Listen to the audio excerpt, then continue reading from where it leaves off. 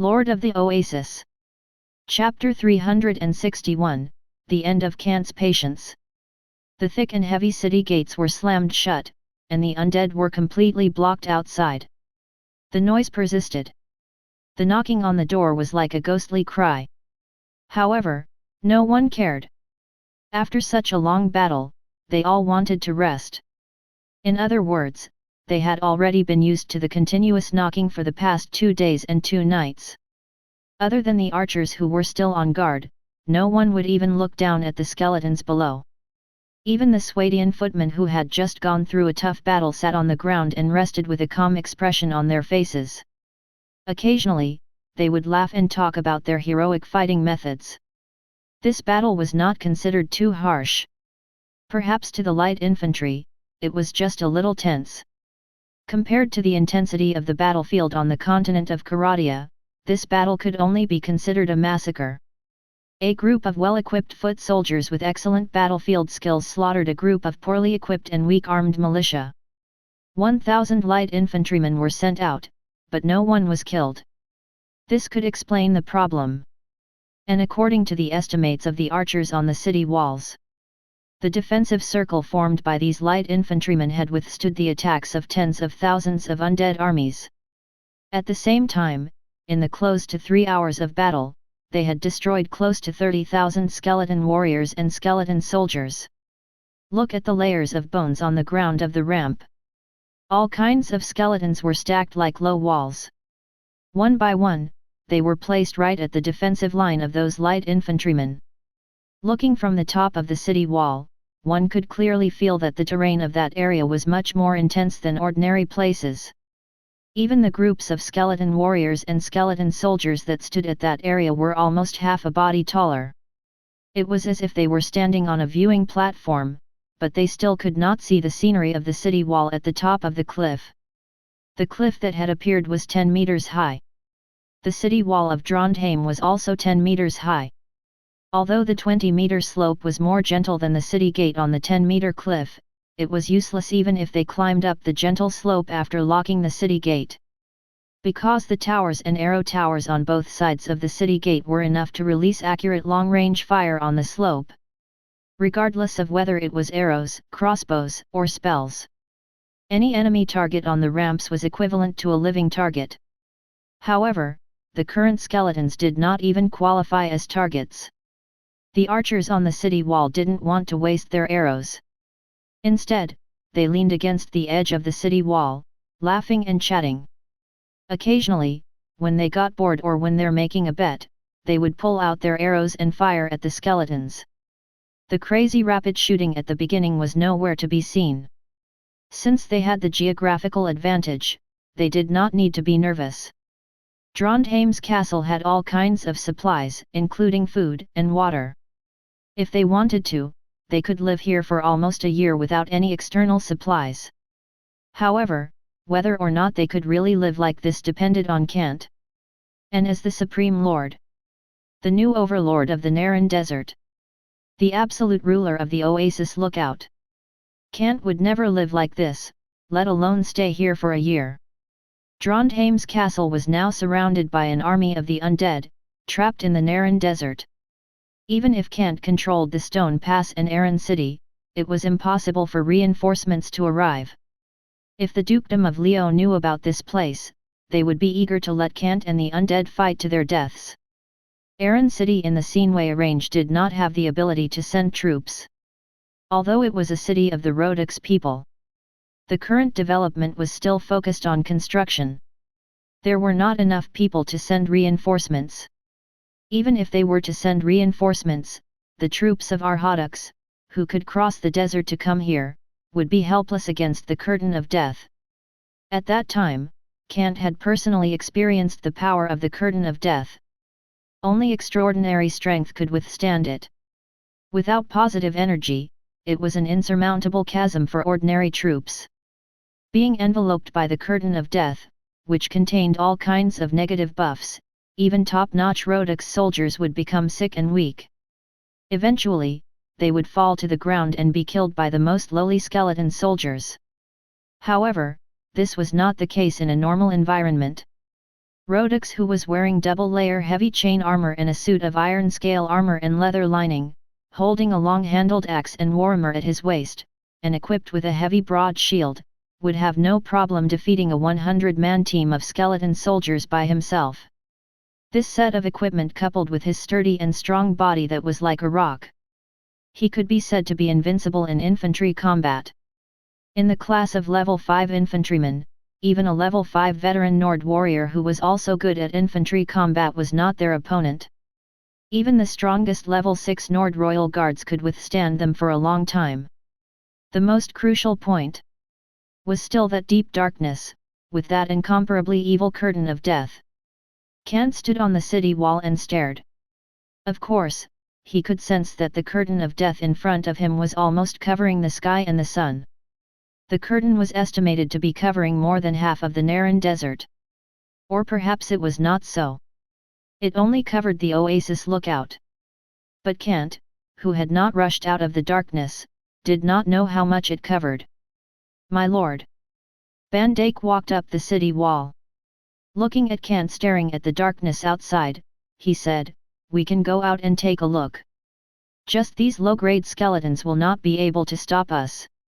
What he was talking about was naturally an army that was armed with extraordinary powers.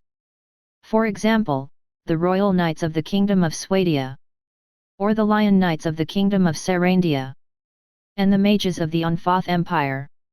If all these powers were gathered together, there would definitely be no problem for them to charge out of the curtain of death that was surrounded by these skeletons. After all, these were all super elites. Moreover, Kant had the help of Van Dijk, the underworld apostle.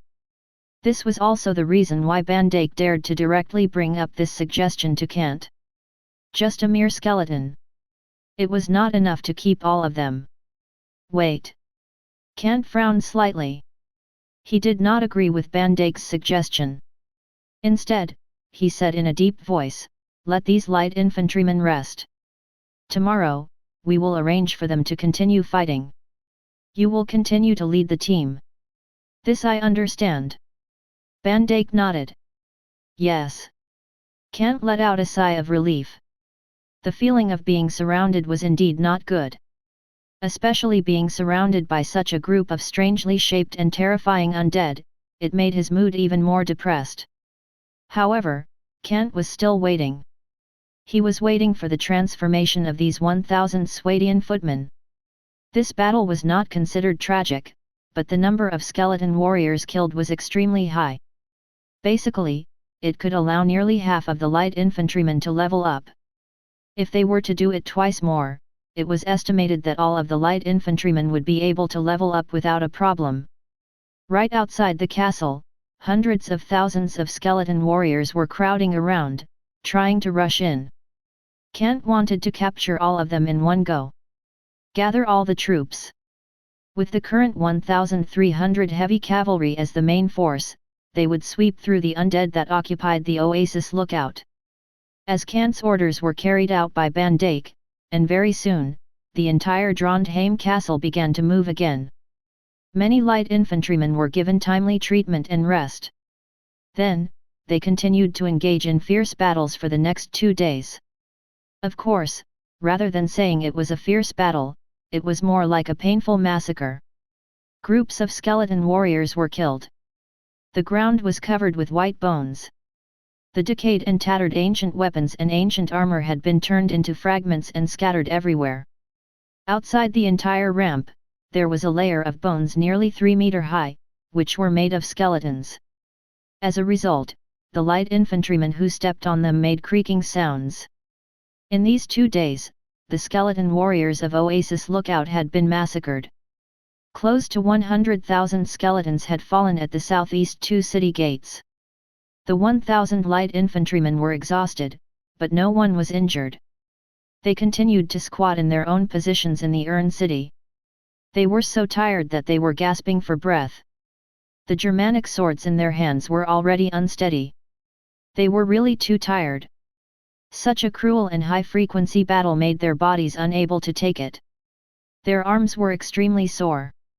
Their spirits were already quite weak. Moreover, the linen outer layer on their bodies was tattered like beggars' clothing.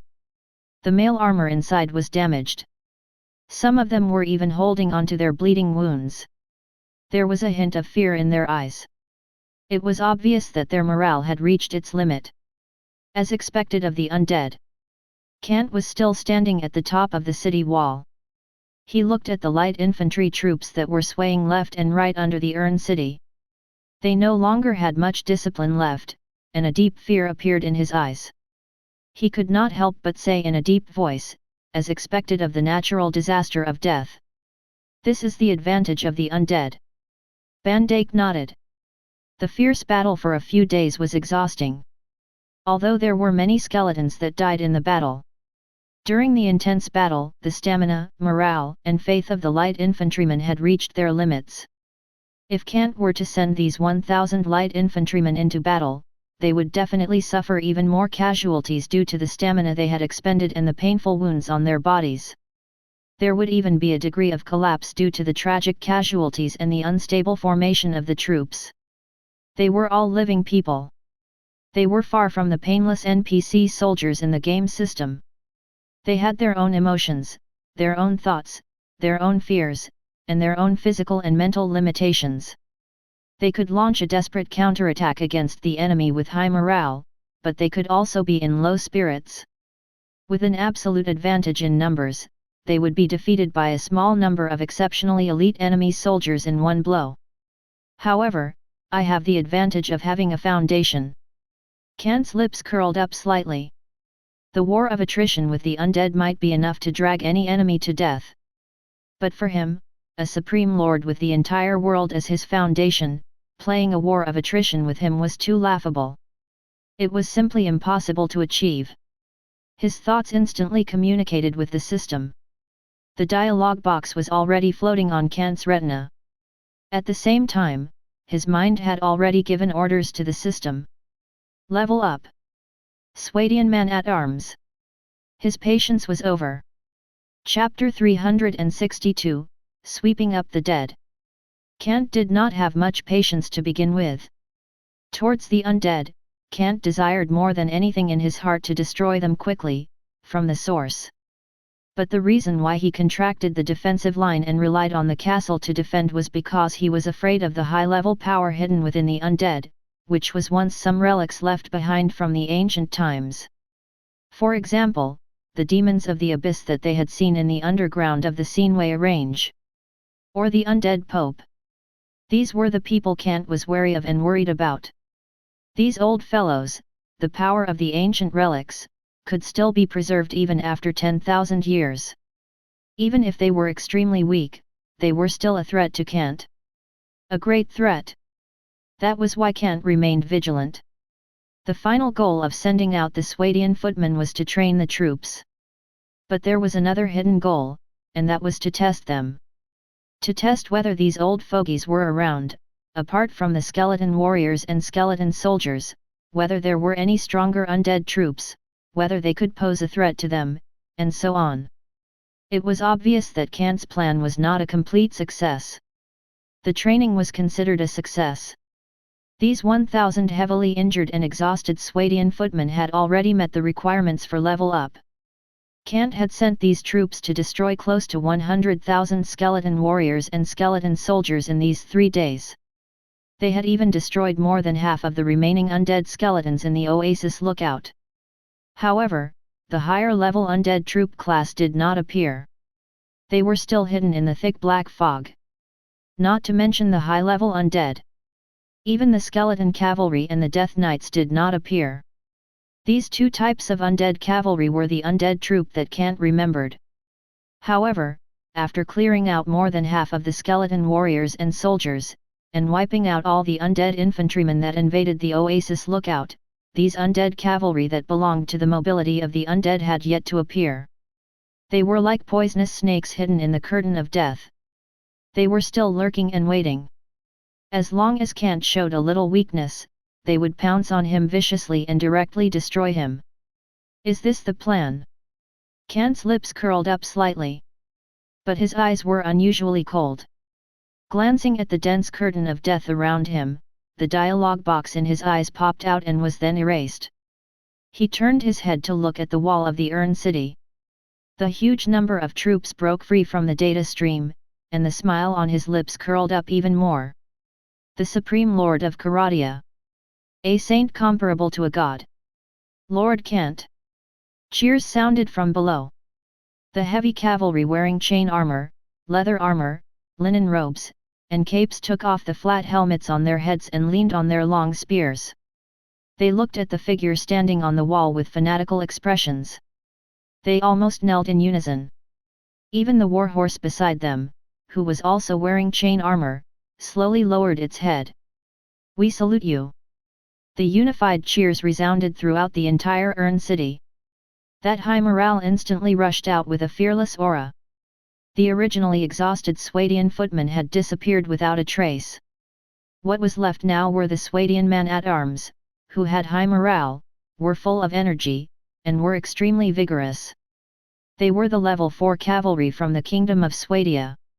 They were the level 4 cavalry with the best defense in the entire continent of Karadia and the strongest charging force. These were the 1,000 Swadian men-at-arms. "All right." Kant nodded and slowly stretched out his hand. He raised his hand. He made the group of heavy cavalry, who were half kneeling and extremely respectful, stand up. Looking at the fanaticism in their eyes, the corners of his mouth curled up slightly. He understood what the group of heavy cavalry wanted to do, because this was exactly what he wanted to do. They were telepathically connected. "Men!" Kant ordered in a low voice, "Bring my flag and horn." "Yes." A desert bandits responded and left quickly. In the tower of the inner city gate not far away, at the temporary command post of the south gate, they brought these two strange objects and handed them to Kant. The red-bottomed golden lion instantly fluttered in the wind, waving. Kant held it with one hand. The horn that was also engraved with the red-bottomed golden lion was pinned on his waist. He held the king's sword with his left hand. A faint golden light spread through his body along with his palm and communicated with the king's power in his body. In an instant, it became even more powerful. It even made his body burst out with a ball of golden light that seemed to be invisible but was like a strange phenomenon. It made him look like the Supreme King that came from the legends. In reality, Kant was the Supreme King at this moment. He had already grasped the power of a king and the king's sword. He was the king that all the forces in the world had to pay their respects to. Even on his chest, there was a majestic lion medal pinned on it. Intimidation, commanding power, and lion knight medal. Kant's three great items were complete. He waved his hand at the same time and ordered loudly, "Convey my orders. All royal knights, heavy cavalry, and light cavalry, arrive at the Urn City within 15 minutes. Form up." "Yes." All the desert bandits immediately turned around and left. The sound of horse hooves rang out. Not too long later, the Urn City was already filled with cavalry. Due to the limited space, these cavalry were all on their warhorse, looking at Kant who was at the top of the city wall. They clenched their weapons and already had a guess about what would happen next. Such a large number of cavalry, it was almost all of Kant's forces combined. 50 royal knights, 200 knights, 1,300 heavy cavalry, 1,000 desert bandits. Kant had already walked down the city wall. The Swadian army horse, which was covered in a chainmail and red and yellow velvet, had already been led over. As the lord, the highest commander of this attack, Kant also wore double layers of heavy chainmail. Coupled with the velvet robe and the helmet with a golden crown embedded, he looked extremely valiant and awe-inspiring. This was the attire of the Supreme Lord. Bandake was also riding a horse at the side. However, he was wearing a grayish-black armor with a bit of black fog pervading it. Even the warhorse under him was spewing out black fog with sparks. Clearly, it was an underworld nightmare and not a human warhorse. Just by looking at the warhorse, one could know the power of this underworld nightmare. Other than Kant and the royal knights, who had extraordinary powers and could stabilize the warhorse under them to keep them calm, the other war horses did not dare to look at this underworld nightmare. As long as they looked at it or approached it, they would shake their heads anxiously, they could not help but walk to the side. The underworld nightmare had the ability to intimidate living beings. Not to mention war horses, even ordinary humans with weak minds would be affected by it, causing extreme panic and even the act of fleeing. Of course, now that it was controlled by Van Dijk, it had already suppressed the characteristics of this underworld nightmare to the minimum. Lord Kant. Van Dijk reported, "Everything is ready." Kant nodded, "Yes, very good." He looked up at the Urn City gate that was about to open. He glanced at Manide, who had already arrived at the South City gate and was surrounded by a group of lion knights. He nodded lightly and said, "I'll leave this place to you." "Understood." Manide nodded solemnly and said solemnly, "I'll do my best." Kant said, "Okay." It was a pity that Jocelyn had already led the trade caravan out and had not returned yet. Otherwise, with Manide and Jocelyn guarding the city gate together, there would not be any problems in Trondheim Castle. However, even now, with Manide in charge of guarding the castle, there would not be any abnormalities. After all, the geographical advantage here was too good. If they wanted ordinary troop-class soldiers, they wouldn't even be able to pile up. Even 1,000,000 soldiers wouldn't be afraid. "Open the gate." Kant didn't think too much and waved his hand forward. As the winch and the latch were opened, the world outside the gate instantly appeared in front of everyone's eyes. "Advance." Kant rode on his horse, the king's sword in his hand instantly unsheathed. As the golden light flashed, the dozen or so skeleton warriors who wanted to rush in when the gate was opened were instantly turned into bones by the golden light. Behind him, Van Dijk and the royal knights followed Kant's figure closely. Including the knights and the even more shocking number of heavy cavalry, they all spurred their horses to follow. A path paved with bones instantly appeared, and a huge pressure swept out. The king's power erupted, and as the golden light flashed, a large number of skeleton warriors were killed, leaving only a pile of rotten bones that were crushed into bone fragments by the horseshoes. They charged down the slope with ease.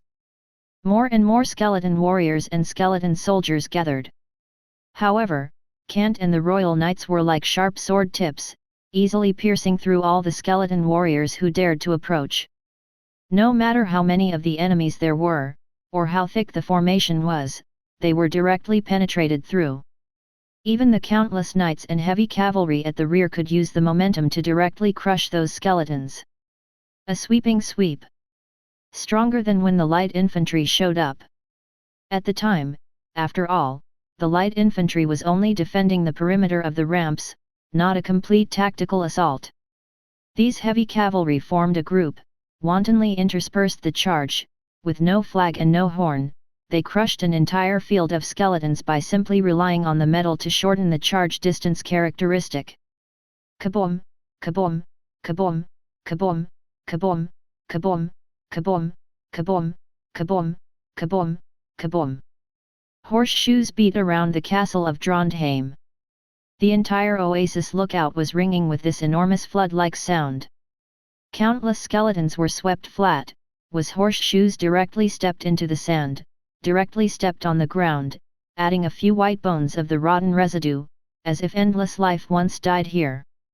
Kant did not care at all. He led this huge heavy cavalry unit and charged around the Oasis lookout. They were cleaning up any skeletons that appeared. In the end, the entire Oasis was almost flattened by them. Other than a few skeleton warriors that occasionally appeared in the curtain of death at the edge of the golden light, the entire Oasis was already clean of the skeleton warriors. They were all cleaned up by Kant and his troops. Even the skeletons in the date palm forest were killed by the desert bandits that belonged to the light cavalry. Chapter 363, The Blooming of the Sun Disk. Desert bandits rode their horses skillfully through the gaps of the date palm tree. They waved their machetes, and the sharp blades sliced through the decaying skull. At the moment of contact, the entire skull was torn apart, along with the soul fire inside. They used brute physical force to destroy the absolute vital points of the undead. The scattered bones were laid out in the date palm forest. All the skeleton warriors and skeleton soldiers had been cleaned up by the light cavalry. Only Kant and his troops were left in the entire Oasis lookout. There were also bone fragments everywhere. However, Kant did not underestimate them because he could feel that within the dense black fog, an extreme evil was hiding within. As the undead troops in the Oasis lookout were cleaned up, it became restless. That was the true main force of the undead. It was the absolute trump card of this group of undead that dared to expand so recklessly. Come. Kant looked towards the north with a calm expression. There was a hint of restlessness in his eyes. Right now, he was not afraid of any enemies that might appear. Instead, he was looking forward to the undead that were hiding and had yet to appear to gather together to fight a decisive battle with him. Whoever won this battle would be able to directly obtain the supremacy of the Naran Desert. That was why he desired to fight a decisive battle. Moreover, he had a trump card. Right ahead, within the dense black fog, as if sensing Kant's thoughts, a strange sound gradually appeared. It was like the sound of horse hooves, becoming denser and denser. At the same time, the sound grew louder and louder, like footsteps on cloth. Although it became louder and louder, the sound carried a dull sense of heaviness. The aura of death was heavy. The skeleton cavalry from the undead finally appeared. Pieces of blue soul fire. Or rather, it should be a group of skeleton cavalry. They walked out from the black fog condensed by the curtain of death. The sound of horse hooves hitting the sand was dull. They wore the same decaying armor, held the same decaying weapons, rode a skeleton warhorse with flickering soul fires. The two sides confronted each other along the edge of the golden light and the black fog. There are a lot of them. Van Dijk came over and said softly, over 10,000. Yes.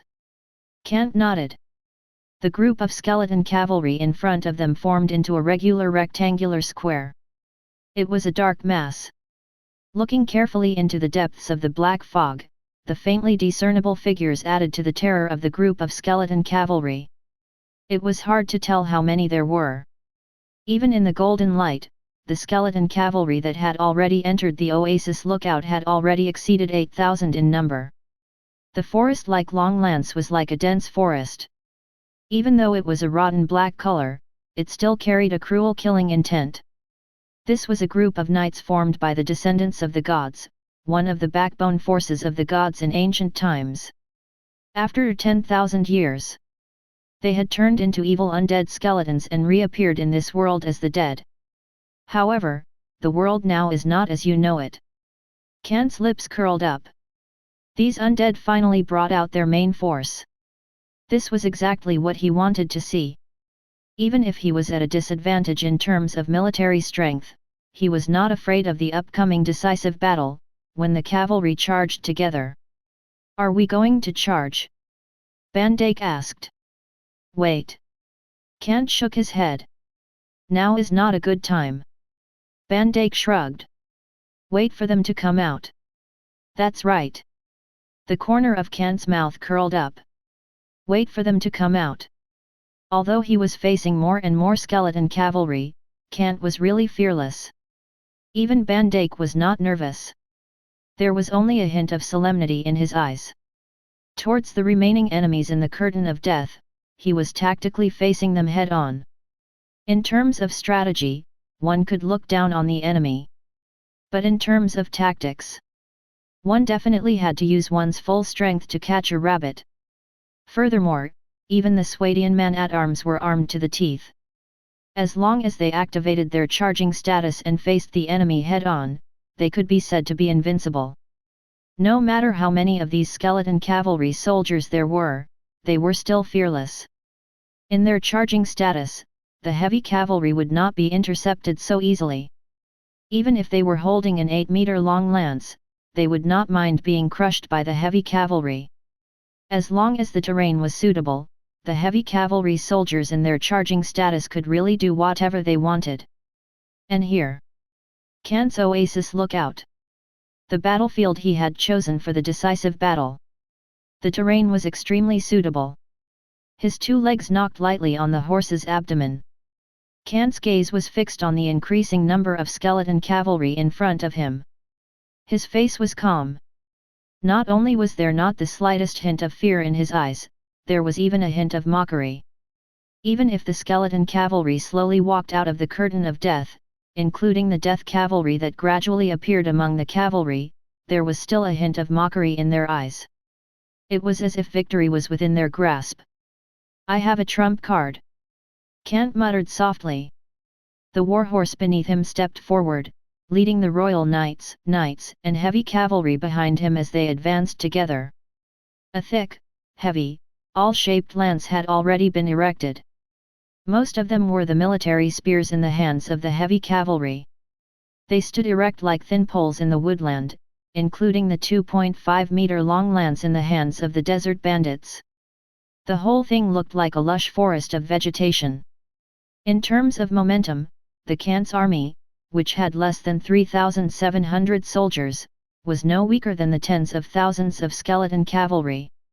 In the face of strong quality, if it was not an absolute advantage in numbers, it would be useless. The group of skeleton cavalry was getting closer and closer. They had completely occupied the territory of almost all the Oasis lookout in front of Kant. Even the entire castle of Trondheim had been mobilized because of the large number of skeleton cavalry. 80% of the Variga archers and the Swadian archers had already arrived at the northern city wall, including the civilians. They were all nervously waiting for orders. Perhaps the consequences they had considered were a little bad, but as long as the Kant cavalry at the bottom suffered a setback, these civilians would turn into armed militia with a spear in their hands and rush out, using their lives to support their supreme lord. This was their duty as subjects, as armed militia, to choose loyalty. But they had thought too much.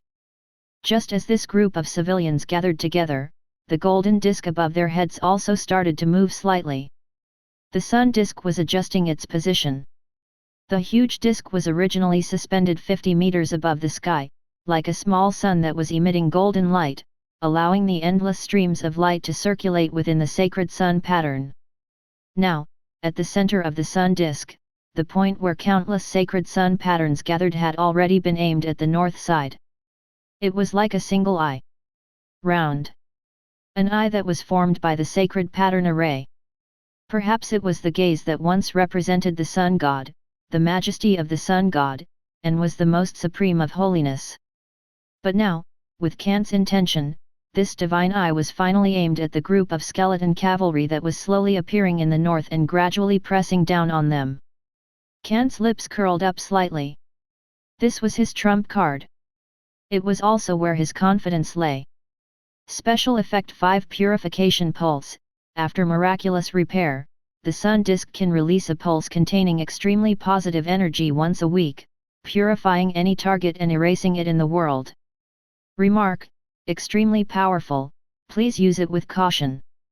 And just as the number of skeleton cavalry increased, the Death Knights also appeared.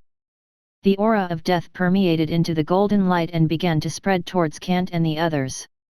Finally, the sun bloomed. Come! Kant instantly inhaled. The slightly cool air entered his lungs, and then the king's sword in his hand, which he was already holding tightly, moved forward. The warhorse under him had a tacit understanding, and with a neigh, it moved forward at high speed. All charge! Behind him, 50 royal knights, 300 knights, 1,300 heavy cavalry, and 2,000 desert bandits also charged forward. The neighing of the warhorse continued. However, it was soon covered by the sound of a flood. Boom, boom, boom, boom, boom, boom, boom, boom, boom, boom, boom, boom. The sound of horse hooves rang out. The entire Oasis lookout seemed to be shaking. The rocks built by the nearby Trondheim castle were trembling slightly. The cavalry group, which was mainly composed of heavy cavalry, began to charge forward. The mighty flood finally broke through the dam and began to break through all obstacles in a short period of time.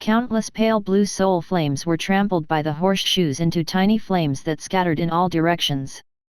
Even if the skeleton cavalry counterattacked, mechanically and fearlessly brandishing the rotten longsword or lance in their hands, knocking the occasional heavy cavalry or desert bandits off their horses, they would not pose the slightest threat to this charge. This was because the heavy cavalry group in their charging status would not stop because of such a small matter. And no one could stop in such a status. Warhorse whistled. The heavy cavalry that fell off their warhorse was directly trampled by the comrades behind them. They did not feel any pain because in an instant, they turned into debris, fresh blood and flesh mixed with ancient skeletons. Then, they were trampled on solid sand and turned into nutrients for the Oasis lookout. Nutrients that could make the vegetation of the next year grow even more luxuriant. How could war not kill people? These brave riders from the continent of Karadia had long been prepared to sacrifice themselves. And if they sacrificed under the banner of the Supreme Lord, Lord Kant, they would receive a brand new honor. Even if they died in battle, there would still be a supreme existence to help them achieve a new life. Although no one said it explicitly, it was something that could be sensed in the unseen world. Hence, their charge was almost fearless. Even though the skeletal cavalry were charging at them with their lance, they still charged forward without fear. The powerful torrent broke through all obstacles, and the skeletal cavalry scattered, turning into pieces under the horseshoes. The entire area of the Oasis lookout had been penetrated by the heavy cavalry, and they even charging further north. On the northern side of the Oasis lookout, the thick curtain of death had been completely destroyed. The positive energy was still dispersing the evil and cold negative energy. Even the faint golden light spots fell like a drizzle. Early morning. The sky was now a slightly brighter hue. When Kant and the others had broken through all the obstructing skeletal cavalry, broke through the cavalry group formed by the entire skeletal cavalry, and broke through the barrier of the curtain of death, they saw the early morning. Half of the sun's body was exposed on the horizon.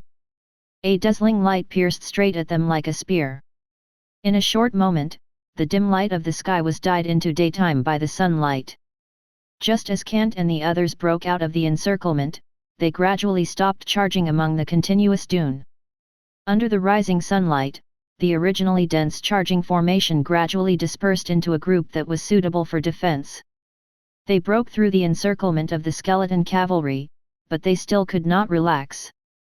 Because right behind them, there were even more skeleton cavalry turning their horses around and chasing after them. If it was a normal race's cavalry unit, they would have already been on the verge of collapse after being penetrated by such a direct attack. Not to mention continuing chasing, it would probably be difficult for them to even reorganize their formation. However, the advantage of the undead was revealed at this very moment. They had no morale. They also had no emotions or fear. They did not have the so-called cowardice or fear. After receiving the order from the high-level undead general, the skeleton cavalry immediately turned their horses around and regrouped. They continued their pursuit towards Kant and the others, who had already left the Oasis lookout. Even though they were heavily injured, they still had the advantage in numbers in this desert. There were at least 30,000 of them.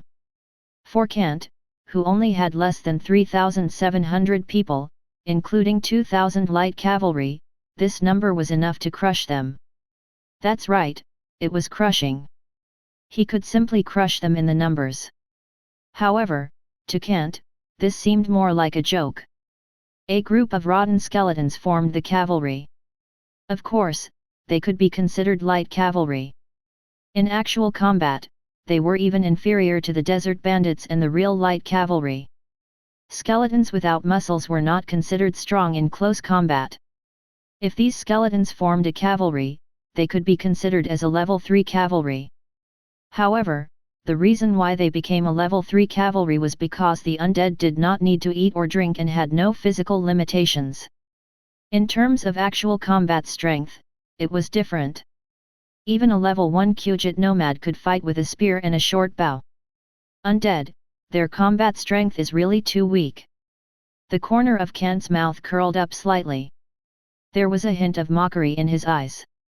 When the heroic skeleton cavalry charged over, what really caught his attention were those death knights that seemed lichen corpses. As the commander and high-end combat strength of the skeleton cavalry, these guys should be on high alert. The number is close to 30 people. Ban Fake was the first to notice the death knights hidden among the skeleton cavalry. Kant smiled faintly and said, 1,000 men long. That's right. There were more than 30,000 skeleton cavalry. According to the military division of the ancient times, the commander of every 1,000 men was 1,000 men long. For example, for these skeleton cavalry, 1,000 men long was the Death Knights. With these Death Knights with extraordinary powers as the commander, leading and commanding the skeleton cavalry in battle was also the style of the ancient times. These Death Knights were the noble among the gods' descendants. They were the upper-class people with the densest gods' descendants. The skeleton cavalry were just ordinary gods' descendants. The hierarchy was strict. Or it could be said that in the ancient times, the hierarchy had already solidified. It was even more serious than it was now. The current humans were rumored to have originated from the ancient times of the gods. Otherwise, the two sides would not be so similar. Even the current scholar could decipher the various documents that had been lost in history. However, the undead that originated from the ancient gods might not be a match for the humans now. At the very least, they were no match for Kant. However, there were only 30 Death Knights representing 30 extraordinary powers. And in Kant's current heavy cavalry group, there were a total of 50 Royal Knights, a total of 50 extraordinary powers. There were also 200 knights and 1,300 heavy cavalry that were fully armed with horses and men. In addition, there were also 2,000 desert bandits that were flapping their wings behind them and similarly charged forward with spears in their hands. They were like knight attendants. Charge! Kant swung his king's sword forward, and the rumbling sound appeared once again. The hooves of the warhorse hit the layer of sand that had not completely thawed. The berserk cavalry group began a new charge. With the help of the mysterious force, they entered the peak of their charging status in a very short period of time. It was still a crushing defeat. A crushing blow on every level. No skeleton cavalry could withstand the charge of the knights and heavy cavalry. Even if there were fish that escaped the net, they would be continued to be harvested by the desert bandits behind them with their machetes and spears. But more of them were still shattered. Their entire skeleton body was shattered, and the soul fire was trampled out by the horseshoes. The Death Knights were also unable to stop this situation. 30 of these Death Knights that contained dense negative energy were heavily injured in a very short period of time by the Royal Knights who had already targeted them. It was basically a 2 versus 1 situation. It did not take long for the Death Knights' fearless counterattack to pose a slight threat to the heavy cavalry. These Death Knights, who had already fallen in the ancient times and had been resurrected by the power of the undead, had completely turned into dregs. Together with the skeleton cavalry, they were trampled on the sand, and their soul flames had already been extinguished. Even Kant had used his king's sword to kill 2 Death Knights. He was a Grand Knight with 2 extraordinary powers. Ordinary Death Knights were not his opponents, but there was a special Death Knight that was somewhat unique. He had temporarily blocked Kant's king's sword. However, with the help of Ban Dake, he was also riddled with injuries and was unable to stand on his own. Interesting. Kant was even more at ease. Around them, Ban Dake and 5 Royal Knights had already surrounded this Death Knight, cutting off its escape routes. This was what Kant thought was interesting. This Death Knight actually attempted to escape when the battle wasn't going his way, and even brought the surrounding Death Knights and skeleton cavalry with him to alleviate the pressure. Kant chuckled, "Looks like you and that old guy both have their own wisdom." That old guy? A hoarse voice came from under the helmet of the surrounded Death Knight. However, the voice was especially stiff, and the flow of his words carried the charm of the ancient times. Of course, now it sounded more like an opera. "Humans, you have to know that we are back." Chapter 365, The Ancient Secret. We have returned.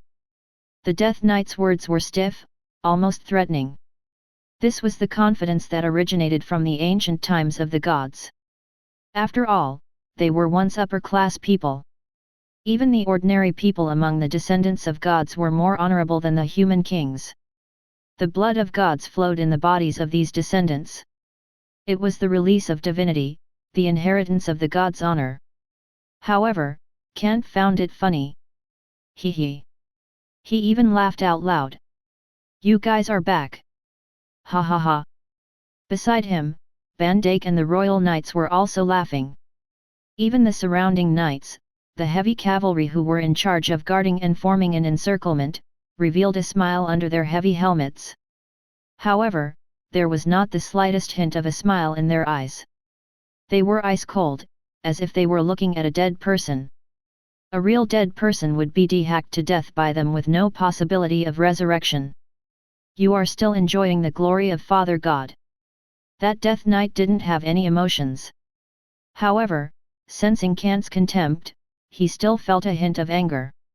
Even though we have fallen into the ranks of the undead, you have to know that as humans, we are still the children of Father God.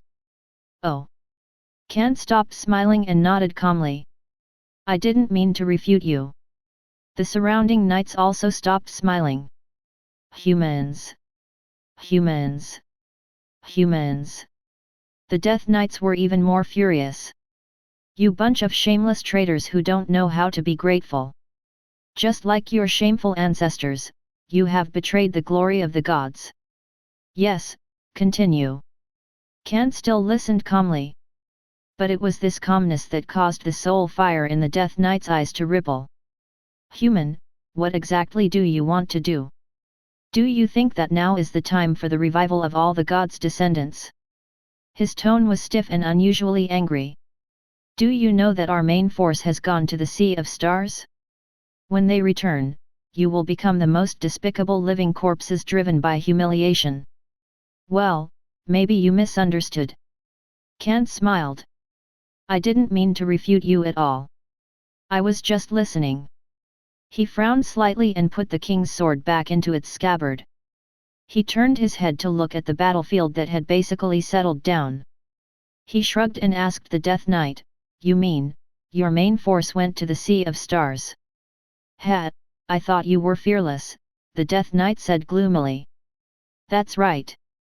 They went to conquer the Sea of Stars to retrieve the artifact that Father God had left behind. As long as we find the artifact, we can use the power contained in it to regain our life and become flesh and blood again. Kant asked, You mean the Mannheim coast, which is occupied by Jack Allen and Lizardmen? Those Jack Allen and Lizardmen. The Death Knight sneered disdainfully, These stupid war creatures' slaves are even lower than you humans.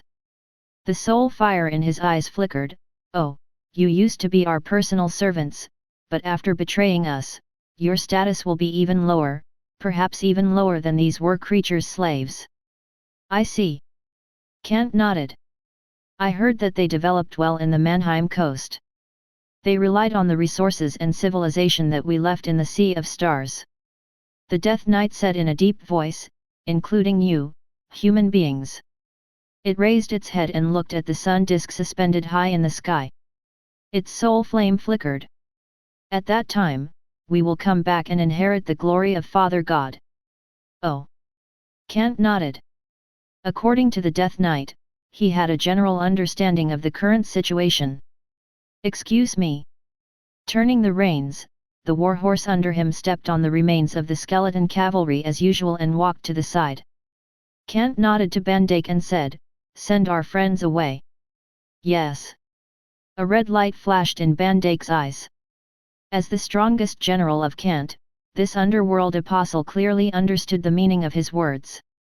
However, the Death Knight clearly did not understand Kant's words. Instead, the blue soul fire in its eye sockets surged.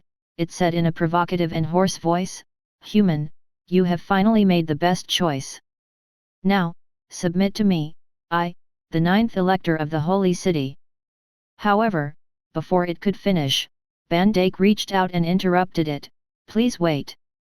You. The soul fire in the Death Knight's eyes shook. Its special vision could already see that Kant had turned around and left without any intention of listening to it. As for the so-called submission, it was even less so. The remaining Bandake and the 5 royal knights who possessed powerful divine powers made it have an ominous premonition in its heart. It was just like when the intelligence of the gods and demons being betrayed by humans during the bloody battle was sent over. The most important thing was that the loyalty of the humans had to be questioned. Are you still unable to differentiate the situation? The Death Knight spoke. The soul fire in its eyes burned even more fiercely. The gods are about to return. As the 9th elector of the sacred city, I can inherit a wider territory in the future. As long as you choose to submit to me, then in the future. However, Bandake stretched out his hand to stop it from continuing. Wait, that's enough. You're talking too much. It still doesn't understand. The royal knights also shrugged their shoulders, looking impatient. They were all impatient. They had even pulled out the knight's sword by their waists, and their bodies were faintly erupting with that mysterious extraordinary power. It was something that could only be possessed by emperors, and it was a powerful strength that was bestowed upon them. It was also a variant of positive energy, and it could easily destroy and disperse any negative energy. All of you! A thick grayish-black fog burst out from the Death Knight's entire body. An icy chill that came from the dead instantly swept over. However, to these royal knights who had long been prepared, it did not have the effect that it should have. Instead, they worked together to surround each other, and this Death Knight was just right in the middle. It was a dilemma. We want to send you away. Bandake spoke slowly. On the knight's sword in his hand, drops of black water seemed to condense.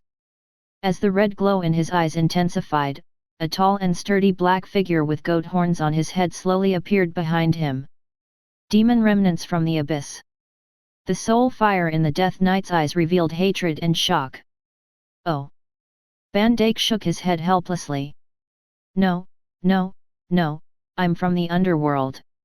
I didn't expect that humans would actually join hands with demons. How ridiculous! Do you really think that these demons will ally with you? They are the most despicable creatures. Betrayal and conspiracies are simply part of daily life. Do you really think that you are the same as demons? Don't think so highly of yourself. You will regret it. The soul fire in the Death Knight's eyes shook violently, and the harsh words kept coming out of its mouth. When we find the lost power of Father God, the bloodline of the gods, which originated from the most glorious ancient times, is revived, you can continue to survive under the glory of the gods. But once you are ruled by the demons from the abyss, what awaits you will be a complete massacre. These demons don't have our benevolence at all. Ugh. However, before he could finish his words, Bandake had already spurred his horse to move. His was extremely fast. It was like a flash of black lightning. The underworld nightmare under his crotch spewed out black mist with the aura of sparks and sulfur. The dark red flames of hell that instantly exploded on his forehooves had also disappeared. Only a faint dark red light could still be seen on his forehooves. It's settled. Bandake sheathed the night sword in his hand again and said somewhat helplessly, I didn't expect it to be so talkative. Chatterbox. The royal knights shrugged and sheathed their night swords as well. However, when they looked at Bandake, their faces were filled with fear. It was obvious that they were afraid of the highest general who followed Lord Kant. Deep in their hearts, they felt fear and respect for the strong. Plop! At this moment, the Death Knight who was still riding his horse in the encirclement suddenly fell to the ground. This wasn't right either. The entire skeletal warhorse and the knight's body were split into 2 halves with the space between their eyebrows. They were directly turned into bones and fell to the sand with a crackling sound. They were no longer alive. Even the blue soul fire in the eye sockets seemed to be extinguished by a jet-black liquid. I'll leave the rest to you. Bandake was not pleased with himself at all. He gently shook the reins and rode his underworld nightmare to the side. He just ordered casually, pay attention to the casualties. If you can win, do it. I think Lord Kant doesn't want to see his soldiers get hurt. Understood. The surrounding royal knights immediately responded. Yes. Van Dijk rode his horse and headed towards the castle. The remaining royal knights looked at each other and nodded with a tacit understanding. They continued to draw their swords out of their sheaths. The golden light brought by the king's power burst out from their bodies and they instantly rushed towards the skeleton cavalry that were still surrounded on the battlefield. Kill! The shouts immediately rang out in the desert again. However, it was the knights and heavy cavalry of Swadia who were leading a large number of Sarandian people to encircle the remaining skeleton cavalry and turn these undead that should have died a long time ago back into eternal corpses. The skeleton cavalry that had lost their high-end combat strength and also lost their command were no match for the Kant heavy cavalry. All that was left was a cruel massacre. The sand was filled with bones. Kant had already returned to the castle and was sitting peacefully in the council hall. The maids had sent him clean water to wash his face and clean soft robes. At this moment, Kant was more like a noble waiting for the results of the battle than a general personally leading his troops to fight. Lord Kant, it has been taken care of. Van Dijk entered the hall to report. Very good. Kant nodded. This matter was not out of his expectations. However, looking at Van Dijk, Kant still ordered, after taking care of that group of undead and calculate the casualties of this battle. I need the most detailed report. Understood. Van Dijk nodded. Chapter 366, Final Statistics of the Battle. Not too long later, Van Dijk quickly reported the statistics of the battle. In this battle, 50 royal knights were not killed. Only 2 of them were unlucky. When they were charging forward, they were met with death knights who desperately tried to stop them. However, they were all lightly injured and their lives were not in danger. As for the 300 Swadian knight who followed closely behind, there were more casualties. 36 people died in battle. 165 people were lightly injured. After all, they did not have extraordinary powers. When they were charging with the royal knights, they were unlucky enough to encounter the death knights. In close combat, even if they could slightly block them, they would not be able to block the extraordinary powers that contained the negative energy of the undead. As for the main force of this battle, the 1,300 Swadian man-at-arms suffered even more serious casualties. The number of casualties reached 217. 481 people were lightly injured from the direct confrontation with the skeleton cavalry. Furthermore, most of the Swadian man-at-arms fan shields or chain armor injuries had been left behind by the skeleton cavalry. After all, the weapons of the skeleton cavalry were also long spears. Although they had already decayed after 10,000 years, as long as they carried out charge, the little negative energy contained within could still cause damage. At the very least, the effect of the force was mutual. The high speed of the cavalry's charge could cause blunt injuries just by colliding with it. There were also the 2,000 desert bandits. These Sarandian people who belonged to the light cavalry were only equipped with leather armor, so their defense was even worse.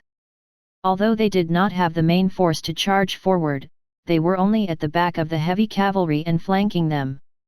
However, when they encountered the skeleton cavalry who were not afraid of death, the casualties after the battle were not low either. The number of casualties was 267. The number of light and heavy injuries was 569. This battle couldn't be considered a complete victory at the epic level. The undead cavalry that had the advantage in numbers weren't pushovers in Kant's eyes either. The reason he dared to fight them was because he relied on the purification pulse of the sun disk as his trump card, as well as the 50 royal knights as his high-end combat strength. Otherwise, it would be too dangerous for him to take such a risky move. Kant's personality was more like that of a politician. He was not a gambler. Although he could take risks for certain purposes, he would definitely not put all of his life on the line. Without a trump card, he would definitely not do this. Just like this battle.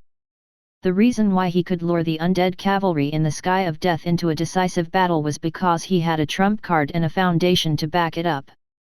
Most importantly, Kant had won this battle. Even though he knew that the casualty rate of this battle was not low, it was the perfect opening for the entire strategic situation. The hegemony of the Naran Desert was once again in Kant's hands. The Trondheim castle on the Oasis lookout was still standing. Not bad. Kant nodded, satisfied. Although it was not a complete victory at the epic level, it was still considered a great victory. This battle had wiped out at least 150,000 enemies. Just when Kant opened the dialogue box for the troop class upgrade, it could be said that all the troop class in charge of guarding the castle already had a full amount of experience points. They could directly upgrade, or even level up to a higher level. However, Kant did not directly choose to level up. Instead, he waved his hand and instructed Bandake beside him, "Go down and clean up the battlefield. Stay alert." "Yes." Bandake nodded, bowed, and left. After the victory of this battle, everyone was beaming with joy, but they did not let down their guard because of this. The surrounding death canopy had been swept by the purification pulse of the sun disk. It had already lost its cohesion and disintegrated, dissipating into the world along with the breeze that blew from the depths of the Naran Desert. However, there was still a small amount of remaining black fog that remained. This was the tenacious resistance of the negative energy. If this place was a graveyard, there would have been new zombies or skeleton soldiers appearing long ago. The birth of the undead race was pretty simple. If the conditions were right, they could even set up an undead army of over 10,000 in just a few months. In fact, with the flow of time, countless undead would gather together, forming a calamity with millions of undead that was truly terrifying. In order to prevent such a situation from happening, even if it was the first sign of such a situation, Kant would strictly order all the troops to treat it with caution. After all, the undead in the depths of the Naran Desert had yet to be completely wiped out. In fact, the true main force of the undead wasn't even here. The people of Mannheim are in trouble. Kant's expression was calm. Previously, the Death Knight who claimed to be the 9th Elector had revealed too much information. Although he didn't receive detailed information, and it was impossible for him to get detailed information, Kant still had a plan in mind. The undead troops that went south were all destroyed, so he could focus his strength to continue developing. There wouldn't be any problems for a short period of time. But it wasn't absolute. If the undead in the depths of the Naran Desert in the north noticed that the undead troops that were heading south hadn't returned for a long time and hadn't sent any news back, they would probably continue to send their troops to conquer them. Kant didn't know how many more undead troops there were. But he also knew that there were definitely quite a few. An army of nearly 150,000 was directly thrown over, and they weren't even the main force. Just thinking about it made people afraid. If it was the Dukedom of Leo, they would probably have to gather the entire country's strength to be able to resist the undead army. If it was a long-term or protracted war of attrition, it would probably not turn out well. The citizens and noble families of the Dukedom of Leo would not be as loyal as the residents of the world of Kaladia. If the situation was not good, they would immediately flee. According to the undead's style of sneak attacks and surprise attacks, the greatest possibility was that the Dukedom of Leo would be broken through the stone pass in a short period of time, and the undead army would rush into the northern county. After devouring lives, they would form an even larger undead army to attack the southern county and eastern county. If they were lucky, they could even break through the main city of one of the counties. Even if they could not break through, they could still spread out to attack human villages and towns. Then, they could use the undead that were summoned after harvesting to attack the cities and castles that the noble families occupied, thus engaging in the war of attrition that the undead were best at. At that time, the Dukedom of Leo would lose more than half of its territory. There might be a possibility that the kingdom would fall. If the Silver Platter Kingdom and the other human kingdoms didn't help, the entire north bank of the river would probably fall into the hell of the undead and become a forbidden area for the humans within a short period of time. not to mention the human kingdoms. If it wasn't for Kant's strong city defense and powerful trump cards, he would probably have died among the countless undead. Although it looked like Trondheim Castle was surrounded by hundreds of thousands of undead, these undead didn't have any means to attack the castle. It was impossible for them to capture the castle in a short time. Moreover, Kant had royal knights who were as powerful as the undead knights. There were more of them. As long as there were enough resources, it wouldn't be a problem for them to defend the castle for several years. Of course, they did not need to defend for that long. With Kant's strength, it would not be a problem for him to defeat and clean up the undead. Just like now, after obtaining victory at the current stage, he could sit in his council hall and enjoy the delicately cooked desserts in the kitchen while listening to the news of victory. The battlefield had been cleaned up, and a large number of skeletons had been collected. This was the reason why the civilians were working harder. It was just noon. The scorching noon sun that had not been seen for a long time shone down, dispersing the faint chill brought by the curtain of death. At the same time, it completely evaporated and dispersed the tiny black fog that had not gathered together but dispersed instead. Rootless duckweed could not stir up any waves. It was being guarded strictly for the celebration banquet that was about to arrive in the evening. Since this battle had been won, there would naturally be a banquet to celebrate the victory. Not only would it motivate many soldiers to pledge their loyalty, but it would also allow many soldiers to relax in a timely manner after the tense battle phase. In the residence of the castle, the cooks and civilians had already begun to get busy. A large number of flour sacks and various spices, as well as dried meat and fresh meat, were brought in, including dried sausage and ale. There were even things like honey and chicken, eggs, and fresh beef. The Trondheim Castle, which already had a good trade relationship with the continent of Karadia and the continent of Ponde, did not lack resources, not to mention these common ingredients. Let's relax first. Kant stood on the roof of the council hall. Looking at the rising smoke and the mixed aroma of food in the castle, the corners of his mouth curled up slightly. But don't let your guard down. When the time comes, I hope that someone will be in charge of arranging it. Lord Kant, I will personally keep an eye on it. Manide answered solemnly. Kant smiled and said, well, it's been hard on you today. This celebration banquet will last for 7 days. You and Bandake will take turns. After a pause, he turned his head and asked, Jocelyn should be back soon, right? It should be in these 2 days. Manide nodded. He frowned slightly and said in puzzlement, logically speaking, Jocelyn shouldn't have gone to Fangorn Forest for too long. That's right. Kant nodded. Fangorn Forest was an important location for the mod series of The Lord of the Rings, The Last Day. It was considered a hidden area and was the habitat of the tree people. However, it was precisely because it had a deep relationship with the tree people that it had nothing to do with ordinary humans.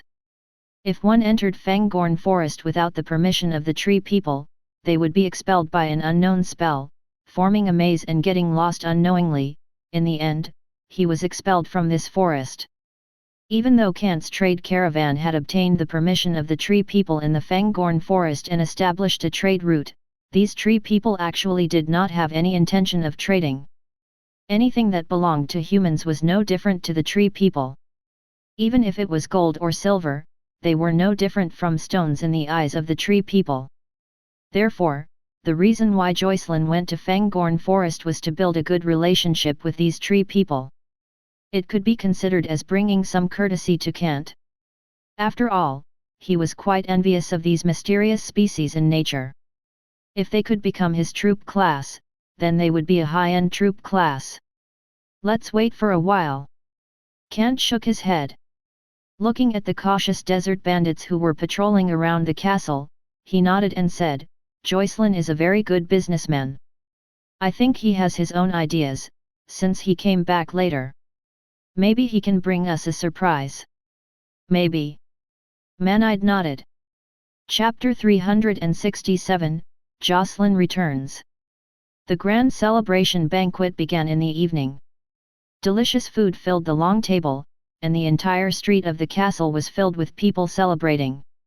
Regardless of men, women, young and old, or civilians, soldiers, or knights, they were all chatting happily and loudly. This was their moment. They didn't mind the loud noise that filled the entire castle and the sweet malt wine that filled the street. The burning torches hung on the wall, and with the bright moon in the sky, the entire cliff had turned into daytime, making the celebration party, which all the soldiers and civilians went to, even more lively. The deep-fried crispy steaks and the whole roasted fat sheep were casually piled on the table. There were also grilled fish and fried fish wrapped in flour. The food was abnormally rich. This was just the main course of the meat. The side dishes of dried meat, sausage, cabbage, and the like were piled up in the corners of the long table. There was also fine white salt and seasonings placed casually in small bowls for people to enjoy. This included fresh wild fruits gathered in the Seenway range and malt wine from the trade. There was no estimate of the cost of the banquet. This was Kant's most glorious victory to date. The final result had allowed him to gain complete control of the Naran desert. Although the depths of the desert were still occupied by the ancient gods' descendants turned into the undead, within a short period of time, the southern side of the Naran desert would be Kant's territory, the territory that he would eventually rule. No one was a fool. Kant was anything but weak, and this battle had already displayed his strength. The undead in the depths of the desert would not continue to act rashly. Just as the undead knight who claimed to be the ninth elector had said, these gods' descendants who wanted to be reborn and truly obtain physical bodies and life had already sent their main forces to the shores of the Sea of Stars in the north, the Mannheim coast, where there were high-level Jack-Allen, Lizardmen, and Elven colonies, had gone there. The combat strength of those foreign races was not weaker than Kant's. In fact, they were even stronger than Kant, who was still in the early stages of the Foundation realm. They were not afraid of the threat of the undead at all. Kant had no impression of the lizardmen and elves. But just the Jack-Allen alone. Those tall and sturdy high-level Jack-Allen with intelligence, civilization, thinking, and combat strength were not inferior to the knights that humans had painstakingly trained. Their physical qualities allowed their individual combat strength to be close to and off the charts. For example, a high-level Jack-Allen's heavy footman was fully armed and held a two-handed battle axe. If he were to go all out, he would be able to kill off the elite 10-man infantry team of the human army. If he were to put himself in Kantian's shoes, how would he be able to resist the undead who were weaker than the humans? He would not be able to resist them at all.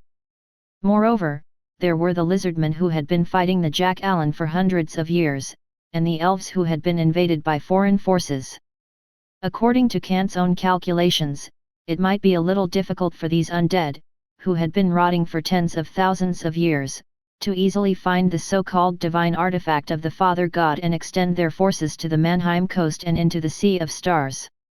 However, in their obsession to be resurrected, this group of undead descendants of the ancient gods would increase their strength even more. The Mannheim coast would become a cruel and anxious battlefield in the shortest time possible. And on the south side of the Naran desert, Oasis Lookout, where Kant was, could rely on the time between the two sides fighting to quickly implement the strategy he had originally planned, allowing his forces to develop even more. It's time. Kant muttered to himself. Now, he had completely gotten rid of the situation where he had been alone and could only carefully stretch out his hand. Although the reputation of winning over this group of undead had not spread out, a real army could already be considered his strength, the strength that could take down those who stood in his way. My dear father and brother, as well as the aunt who took care of me. Kant's eyes flashed. How are you now? The scene in the council hall was still noisy. But he had already made up his mind. He really wanted to leave the Naran desert. This was a barren land to begin with. Fortunately, he had the system to survive a series of bloody battles, and it was getting bigger and bigger. At the same time, he was lucky enough to find a vast saline alkali soil, which became the catalyst to open up a business line in this world. Even so, it was already the limit of its development. The limit of Oasis Lookout. The limit of Naran Desert. It was also Kant's limit. The new village that developed the Sinway Range had now become a city. Aaron was based on this reason. The desert was really barren. No matter how much money was invested, the returns were not proportional. Don't be fooled by how much Kant valued the Trondheim castle at this point. If they obtained a better territory in the future, the political center would directly shift. The crisscrossed plains and the busy river banks were not comparable to this small desert oasis.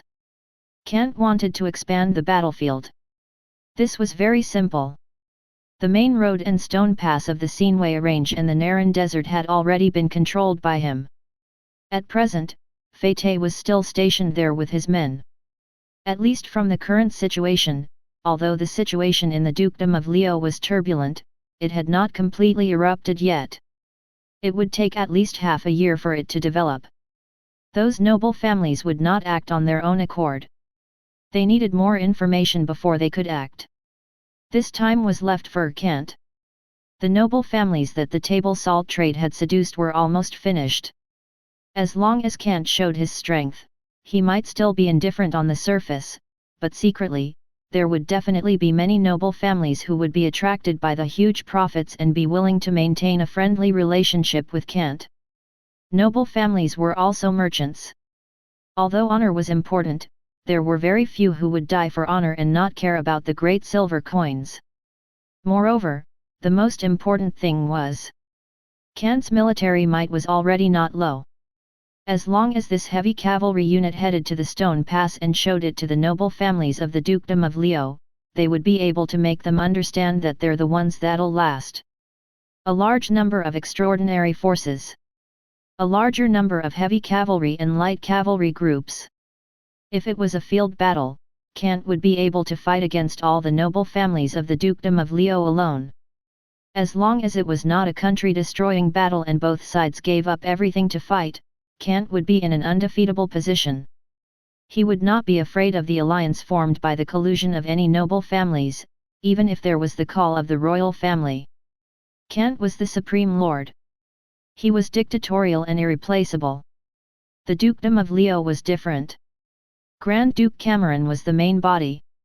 And those nobles, big and small, were branches. The other wealthy citizens and free citizens were side branches. As for those ordinary civilians or slaves armed with cannon fodder troops, they were just the last leaves. It was very troublesome for them to launch a battle. They needed to keep in touch with each other layer by layer. In addition, there might be some friction and conflicts between some noble lords, which required special care. This was the complexity of the feudal era. Kant was different. With the existence of the system, he was the supreme lord. He had more power than the most dictatorial emperor. He was a supreme figure who held both imperial and divine power in his hands. Just like the troop class that came from the world of cavalry and hacking, they were loyal to Kant physically and revered Kant spiritually. It was as if they worshipped Kant as an emperor and a god. They were the most loyal subjects and believers who would not betray. Level up of the troop class can also be arranged. Kant muttered. The Swadian Knight could be properly leveled up to the Royal Knight and the Sarian Lion Knight.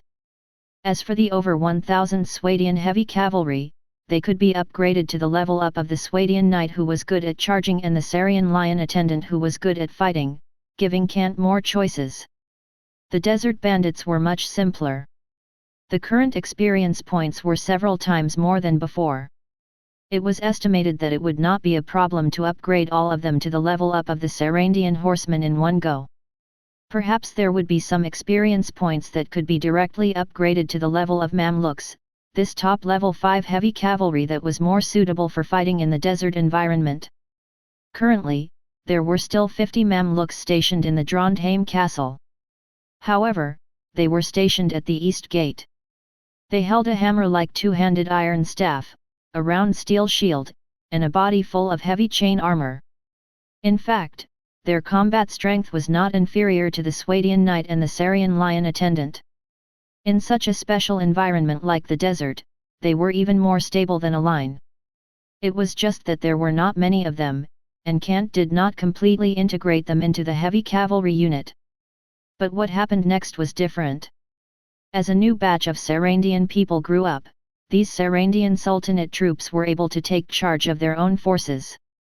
And these cavalry soldiers who were good at fighting in the desert region had already been considered by Kant into his own strategic direction. After all, when he was fighting against the undead, he deliberately brought these desert bandits, who were still considered low-level light cavalry soldiers, for this reason. Although the Sarandian Sultanate's Mamluk could not level up in his extraordinary strength, he was more suitable for fighting in the desert. This was the advantage that the race brought. The banquet continued. The cheerful singing continued until late into the night. However, on the walls around the Trondheim castle, the soldiers who were in charge of keeping watch did not relax at all. After enjoying the delicious food, they were still at their posts. They were extremely vigilant as they scanned their surroundings, afraid that something unexpected would happen. After all, the layer of white bones on the battlefield outside was not very clean. After all, this banquet would last for 7 days, and everyone could take turns to participate. These 7 days were very enjoyable. They spent the whole day drunk. There was an unlimited supply of ale and wine. It could be said that this was only the case for a large-scale banquet. Of course, in the last 2 days, everyone recovered. Even if they were still having the banquet, they restrained their emotions. Occasionally, they would talk about their next job or explore the situation around them. Although they were temporarily safe, they were not completely off the hook. At this time, there was good news. Lord Jocelyn is back. A newly recruited desert bandits came to report as a messenger. Yes, I understand. Kant nodded. However, he still frowned slightly. Ask him to arrange the trade caravan and come to the council hall immediately. Yes. The desert bandits retreated. Jocelyn had left Trondheim Castle for nearly a month. He had gone to Fangorn Forest before the undead appeared. According to the usual situation, he would go back and forth once every half a month.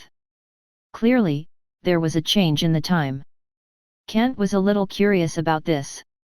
But soon, Jocelyn returned to the council hall and bowed with joy. Lord Kant. Chapter 368, Kant's decision-making process. Well, it's good that you're back. Kant nodded. He glanced at the happy-looking Jocelyn and asked with a smile, from the looks of it, you seem to have encountered something worth being happy about. That's right. Jocelyn nodded. We can maintain long-term trade with the tree people of the Fangorn Forest. Without waiting for Kant to ask, he continued to report, the elemental gemstones we had back then were those crystal clear blue and yellow gemstones.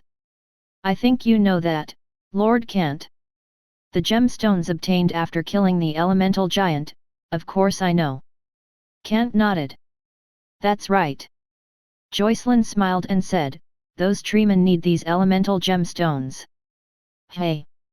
Kant raised his eyebrows slightly. This is indeed good news. But he still asked, how do you calculate the specific value? If I remember correctly, those treemen actually don't care about gold, silver, and other currencies, or do they have the concept of trade at all? This is not a problem, as long as the most primitive barter is fine. The corner of Jocelyn's mouth curled up. He was very confident about this trade and the future trade. The Ents in Fangorn Forest have all kinds of wild spices that can be exchanged. For example, cinnamon, black pepper, cumin, and other expensive spices exist. Spices, very good. Kant nodded. This was indeed an expensive luxury item. This could indeed be used as an exchange item. It was even cheaper for Kant. After all, he did not have many thoughts about those elemental gemstones. Although they could be sold. Just like Ponde and Karadia. Those nobles who were passionate about luxury would buy some elemental gemstones and treat them as pure and flawless sapphires and topaz. There wasn't too much dinar that could be exchanged. If Kant could exchange 10 elemental gemstones for a small bag of spices and sell them to the merchants of the Dukedom of Leo in exchange for a large number of golden eagles, it would be a guaranteed profit. Elemental gems in Fangorn Forest could be exchanged for spices, golden eagles, and dinar. And after this exchange, the value directly increased by several times. The value of spices was even higher than salt, because this represented identity. If there were no spices at the banquet of a noble, it would be equivalent to a miser. He would be unable to be accepted by the mainstream noble circle and would even be ridiculed, because that was the social atmosphere. As a high-ranking noble, one had to have the foundation of a noble. Fine white salt represented this. Spices that could produce a wonderful chemical reaction in the mouth represented this. It could be said that in the hands of the Dukedom of Leo, the human countries, and even the foreign tribes and kingdoms further away, it could be considered a hard currency comparable to gold. It could be directly purchased by a golden eagle. The value of spices was extremely high. Lord Jocelyn spoke, the exchange price is indeed generous. He paused and continued reporting, in the eyes of these treemen, the earth and water elemental gems can bring them a different kind of enjoyment. Just like how we eat, we can obtain a supplement that is beneficial to our bodies. They are equivalent to half an elemental creature. This is very normal. Kant nodded. He was not surprised by this. Of course. Jocelyn nodded. So their trading price is one elemental gem, which can be exchanged for a small bag of spices. So much. Kant raised his eyebrows, slightly surprised. Jocelyn said helplessly, of course, this is really a small bag of spices. As he spoke, he took out the spices that he obtained from the trade, which were the size of a fist. There was a pungent fragrance. This is a small bag of black pepper that those treemen picked. In fact, they are not stupid. One elemental gem for one small bag of spices. This transaction was indeed not a huge profit. But Kant did not care. The elemental gem did not have much effect on him. But even if it was just this small bag of spices, just like this black pepper, the price in the Dukedom of Leo was definitely worth 10 golden eagles, which was 1,000 great silver coins. It was even more expensive than the white salt trade. It's just that it can't last. Kant frowned slightly. At present, the source of his elemental gemstones was obtained by relying on those 2 pages of rare items. Every week, he could summon around 7 earth and water elemental giants. After killing these elemental creatures, he would be able to obtain elemental gemstones. Occasionally, because the sharpshooters were slightly stronger, the elemental gemstones would shatter severely. This was not unprecedented. Elemental gemstones were also gemstones. They were hard enough, but they were not as strong. If the sharp and hard cone arrows were deeper, the arrowheads would be able to easily pierce through the elemental gemstones. Although they would not shatter into pieces, they would definitely affect the stability of the internal elements. This was something that even without Treeman informing Kant, no one wanted damaged materials. But even so, there were only about 15 elemental gemstones that could be produced every week. The exchange rate for gold eagles was 150. The exchange rate for dinar was 15,000. After changing hands, the price of 15 elemental gemstones directly increased by several times. It should be known that if it was sold as a luxury item used for decoration, like gemstones, the price offered by the nobles of Karadia and Ponde was only 250 dinar for a crystal clear top-grade elemental gemstone. And this crystal clear top-grade elemental gemstone was not something that could be found every time. 15,000 dinar per week. Kant's fingers knocked on the table. After pondering for a moment, he said to Jocelyn, "Continue to maintain good trade exchanges with the treemen of Fangorn Forest. Although this money is a little less, the most important thing is to maintain good relations with them." Understood. Jocelyn nodded. Kant obviously didn't care about 15,000 dinar per week at the moment. If it was just the table salt trade, then his monthly income would reach 150,000 plus dinar.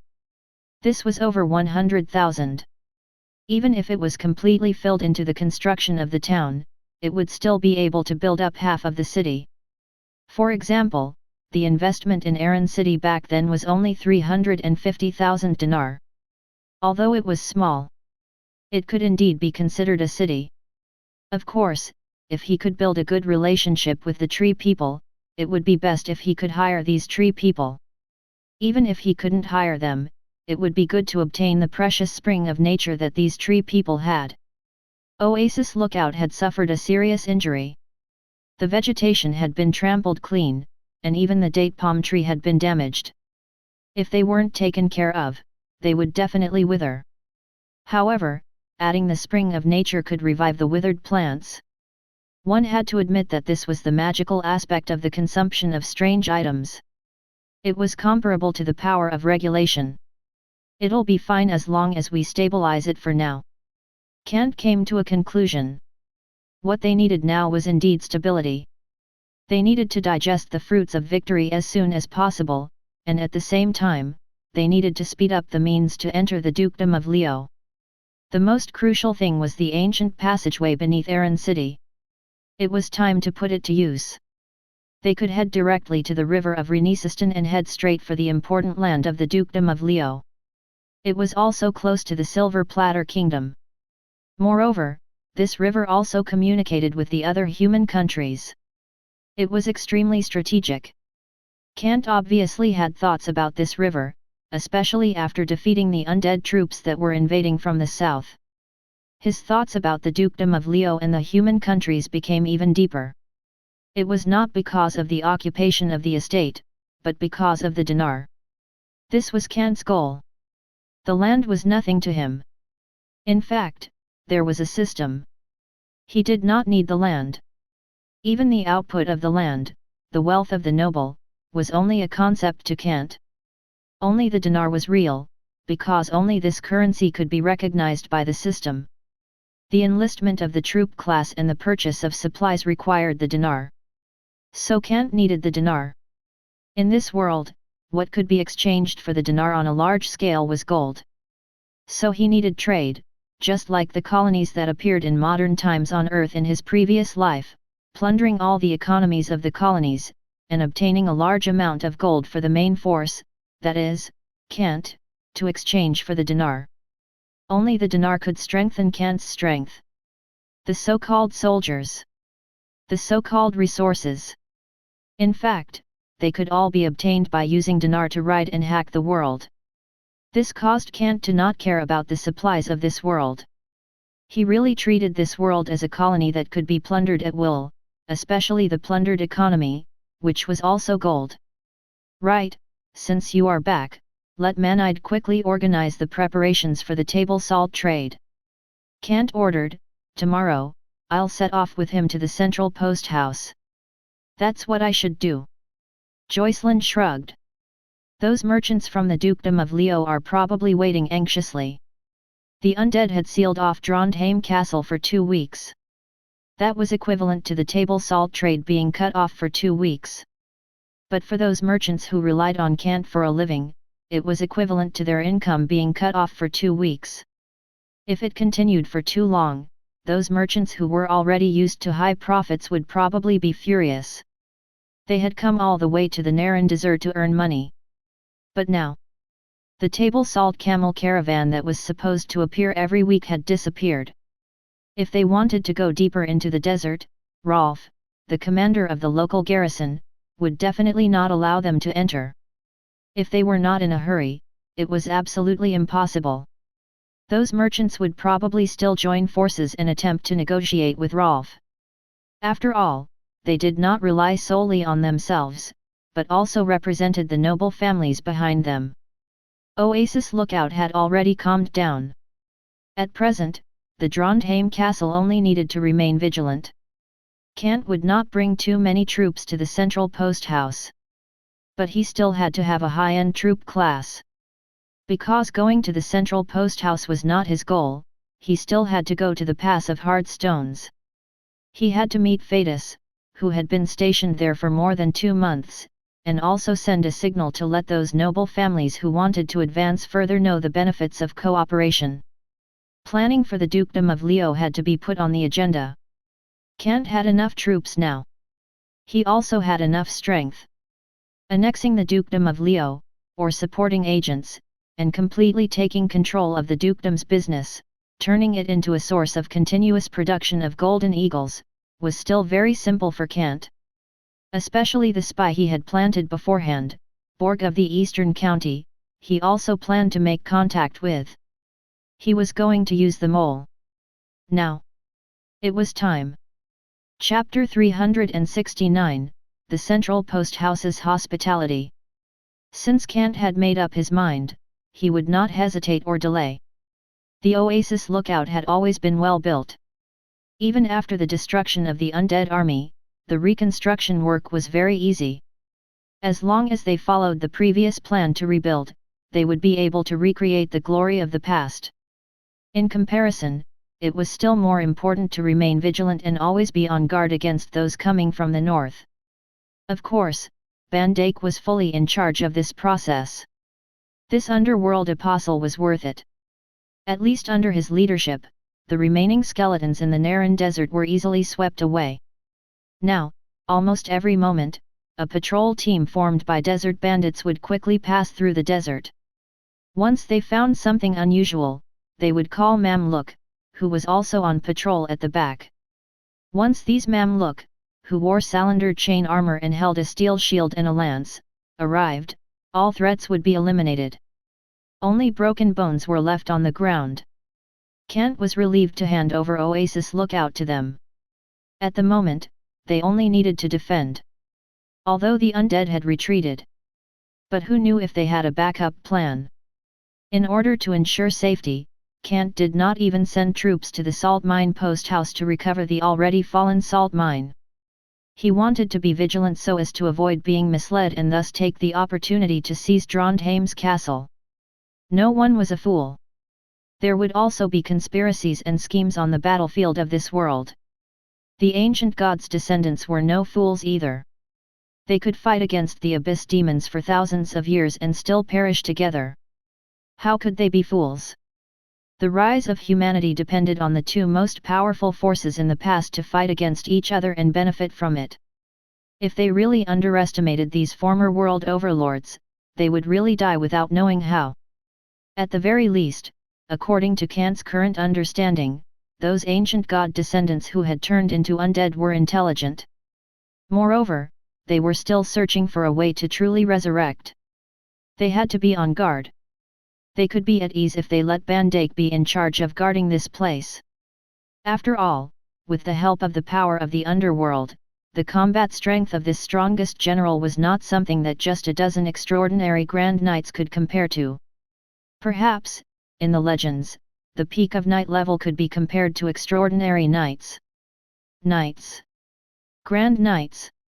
Extraordinary knights.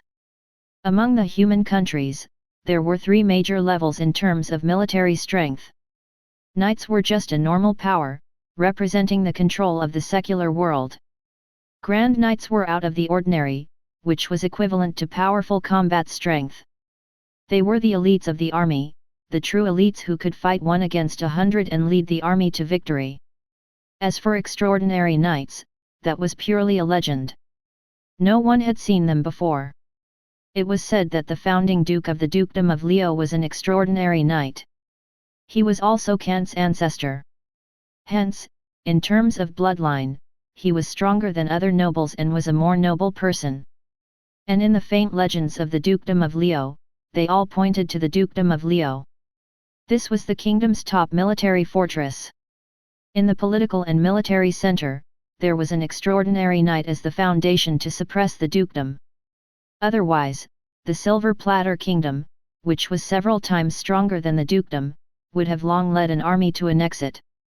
They only thought that they were afraid of taking action. This was not a secret. In fact, the Dukedom of Leo had also intentionally or unintentionally spread this kind of news. Of course, no one had ever seen the extraordinary knights of the Dukedom of Leo, nor had anyone seen how powerful the top-level knights were. However, those famous extraordinary knights in history were all powerful existences. And the legendary extraordinary knights were even feared by the gods and demons. Kant did not know the exact details. But now, he had truly met the so-called gods' descendants. He did not have the combat strength of the extraordinary knights. However, Kant still did not show any fear. Van Dijk, the underworld apostle, was not joking when he fully unleashed 1000% of his combat strength. Even if there were extraordinary knights, he could still fight against them. He could even faintly suppress them. This had already been shown in the previous battles. For example, the Death Knights. In the final battle, no Death Knight who had the power of the undead could withstand 2 moves from Van Dijk. The terrifying power of the underworld seemed to have substance. The terrifying demon shadow behind him seemed to be the projection of the most supreme existence in the underworld of the Pandey continent, the Demon Lord. No one could stop Van Dijk, or perhaps even the legendary extraordinary knights. Therefore, Kant was at ease. The entire Trondheim castle had been entrusted to Van Dijk.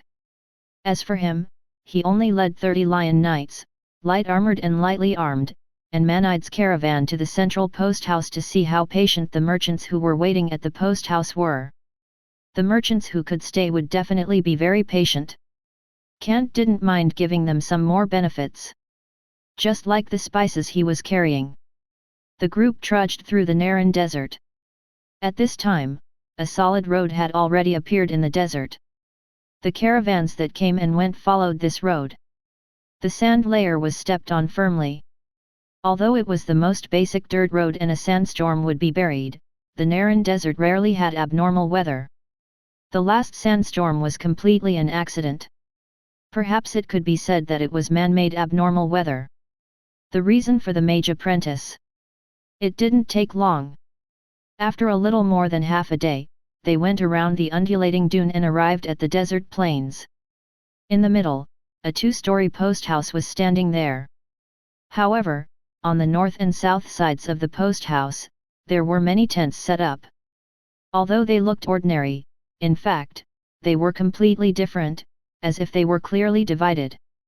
The tents on the south side were of different forms, and the construction plan was slightly messy. There were many people who came in and out at will. They either led horses or carried things. It was very messy. That was the temporary camp of the merchants of the Dukedom of Leo. But it was different on the north side. The unified tents had a militarized management style and were well organized. There were also soldiers holding long lances standing guard. There were no signs of disorder at all. Because this was the Sarandians' base. Rolf relied on this to deter the enemy from crossing the central line. "We're here." Kant took off the hood on his head. Looking at the desert bandits who had already sensed something ahead, the corners of his mouth curled up slightly. "Manide, after we go, we'll have a good chat with those merchants. At the same time, we'll tell them about our new products." "Understood." Manide nodded. "They will know." "Yes." Kant nodded, but he still ordered, "If it's possible, you can rope in some merchants." He paused, his eyes narrowing slightly. "Have them send a message to the masters behind. Tell them that I, His Highness, Kant, am the second-in-line heir of the Dukedom of Leo. I am still qualified to enter the Lion Castle. Don't worry, Lord Kant. Everything will be done perfectly." Manide nodded. For him, political struggles were equally simple. Moreover, it was just a message, and merchants were naturally good at the art of language. As Nords, a race that was good at war, navigation, and trade, they were also extremely passionate about politics. After all, when they first came to the continent of Karadia, they lost in battle and did not directly destroy the kingdom of Swadia. Instead, they were held back by Variga and Swadia. When they could not advance or retreat along the coastline, they also used political means. It was very effective. They made use of the mutual fear and distrust between the kingdom of Swadia and the kingdom of Karadia to finally gain a foothold in the continent of Karadia, greatly improving the reputation of the kingdom of Nords. Sometimes, military force could not solve every problem. Wisdom is also important.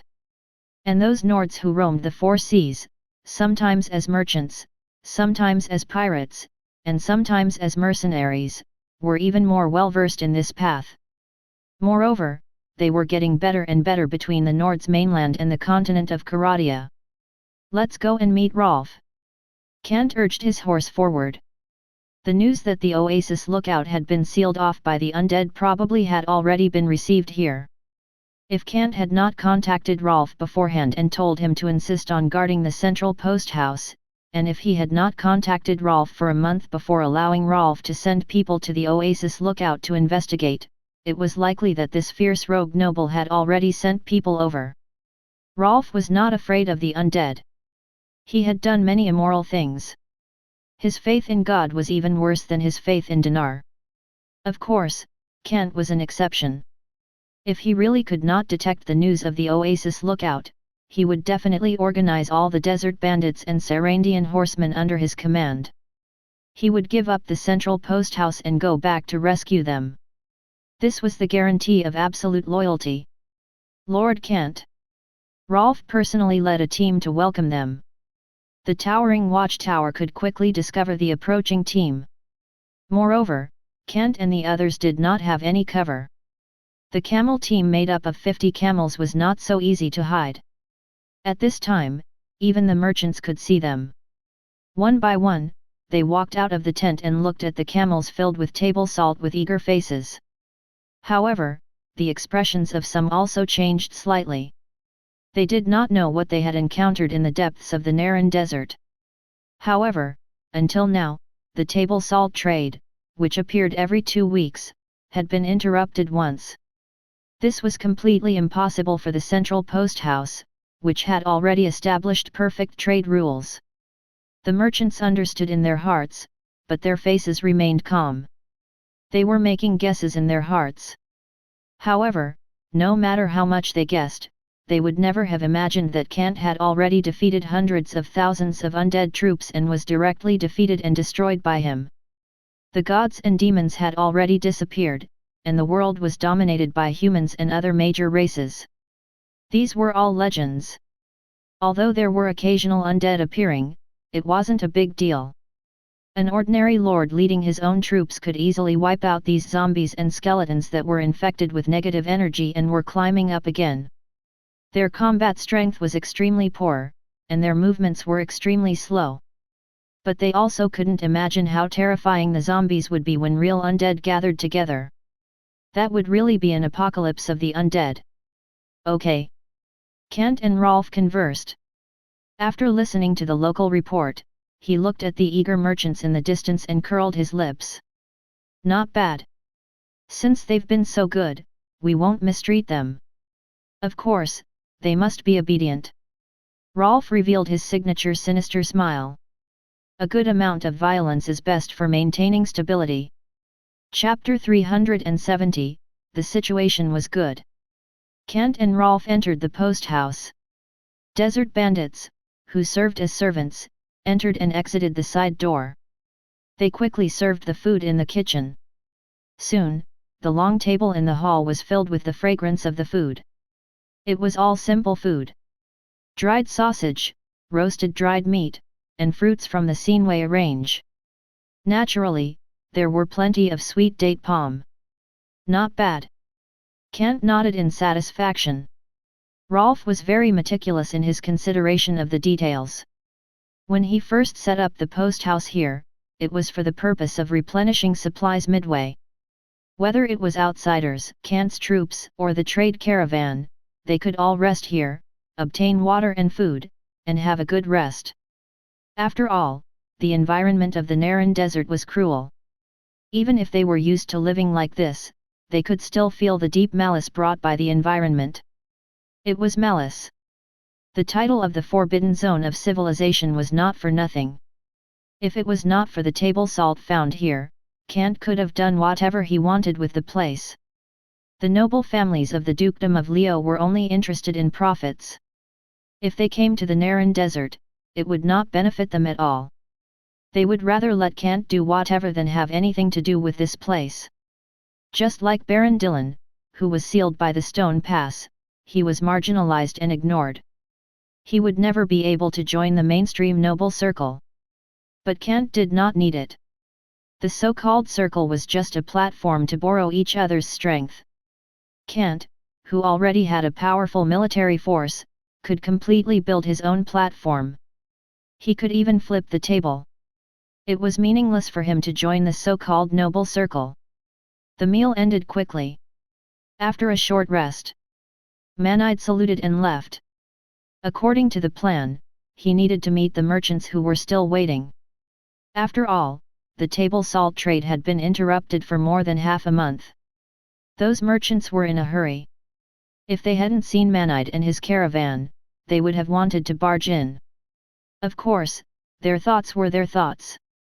In reality, with Rolf around, these merchants didn't dare to be presumptuous. The piles of bones in the desert were proof. This scoundrel noble wouldn't show mercy. A new trade caravan relied on the power of the noble behind them and dared to go head-on with Rolf. Then, at night, so-called horse gangs appeared and attacked the trade caravan. They killed the leader of the trade caravan and stuck his head in the ground with a spear. As for the goods, they would be found by the desert bandits on patrol the next day, and the lucky ones would be picked up in the desert. There were 2 or 3 incidents. Under the threat of high pressure, the entire central posthouse was unusually harmonious. Of course, the merchants who had been bullied would definitely have some complaints. The noble families who had not received sufficient benefits would also have a worse impression of Kant. At the same time, they would also force some noble families to join forces and really send troops over. There were already signs of bandits in the desert, but Phaetus, who was stationed at the Stone Pass, had strict management. This was also a good move for Kant. Kant would not wait here for too long. He came to the central posthouse purely on the way. In fact, he planned to go to the Stone Pass, which was already under his control. He wanted to see the local situation and the movements of the Dukedom of Leo. Phaetus had been stationed there for 2 months, which was enough to get general information about the Dukedom of Leo. That was the main point. Although in the past, the Stone Pass was unknown. But now, because of the table salt trade, the Stone Pass had become a gathering place for trade caravan. As a result, there was a huge flow of people in the Stone Pass.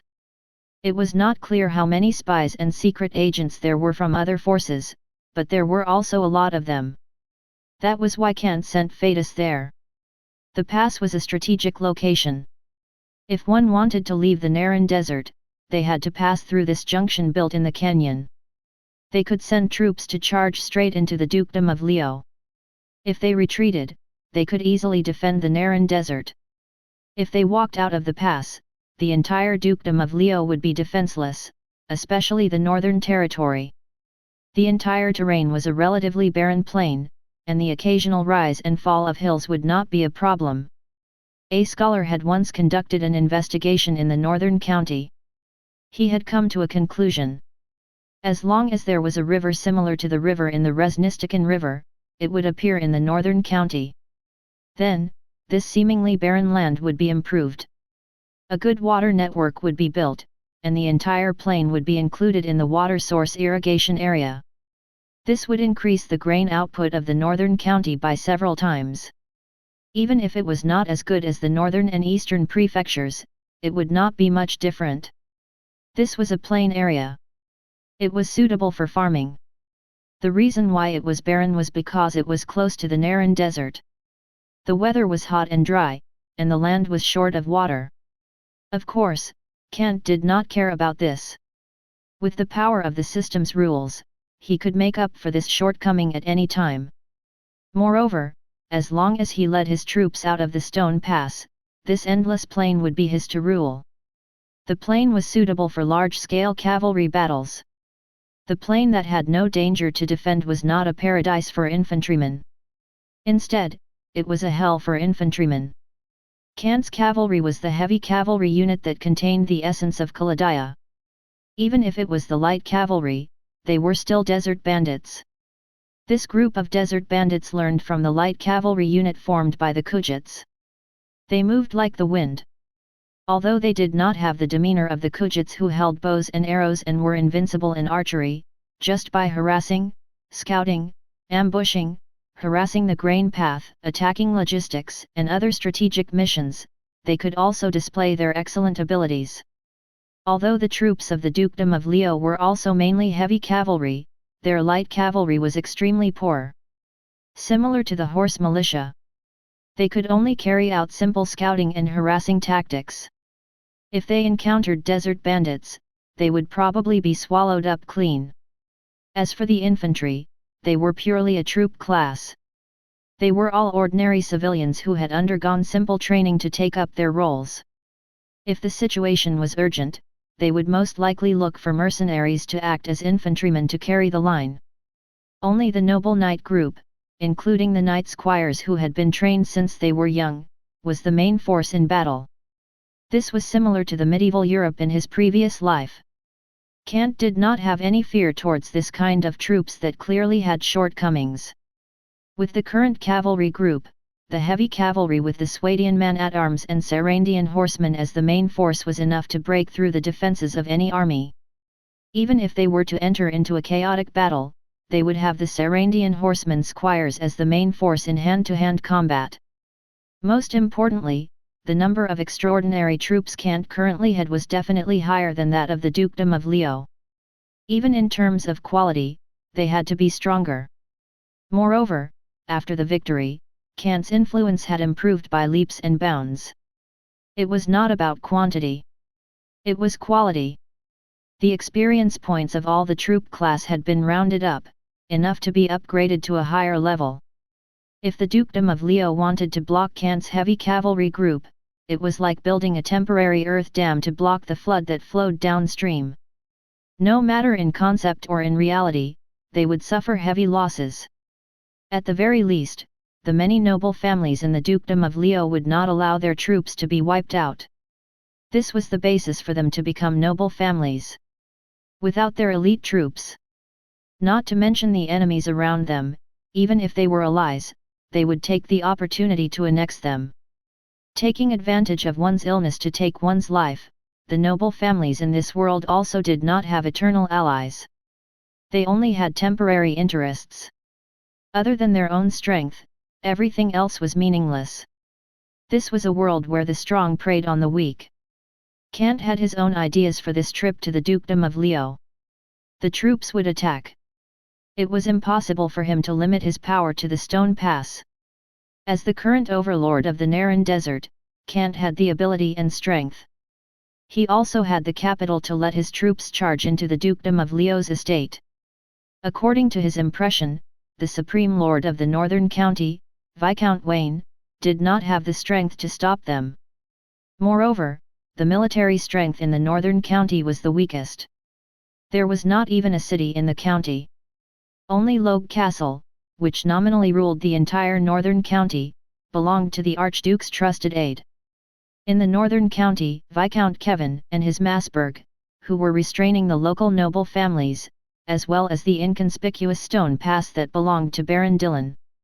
All of this was not a problem for Kant. Moreover, he already controlled the only natural danger to him, the stone PPSS. If he did not control the stone pass, the noble families of the Dukedom of Leo would form a joint force and station their elite troops at the only gap in the Seenway range. Then, what awaited Kant would be a long torture. His troops could not pass through the Seenway range. The mountainous terrain that was like a long dragon could block any troops. Moreover, it was extremely dangerous inside. Unless they took the water route. It was the ancient passageway beneath Aran City. However, until now, this passageway was still in an unknown status. Even if they knew that it led to the river, the unopened passageway wouldn't be able to form an effective logistics supply. If they were attacked from both sides, Kant would also be in danger. Most importantly, his powerful land-heavy cavalry group could not charge on the wide river. Thinking of this, Kant fell into deep thought. He could not give up on the stone pass. This was a crucial point. Only by controlling this pass would he have the right to pressure the nobles of the dukedom of Leo. Then, he could use threats and bribes to gradually spread his influence throughout the entire dukedom. As the second-in-line heir, Kant had the right to rope in those noble families. Although the effect would definitely be weak. There were no eternal allies, and there was also no eternal hatred. In the face of benefits, everything could be compromised. Even blood feuds could be abandoned to the side. Moreover, they did not have blood feuds.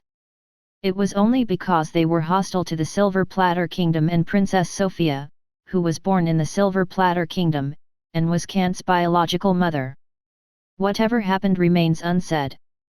Even if there was a culprit behind Princess Sophia's death, not all the noble families were involved. All right. Kant wiped the corner of his mouth with a napkin.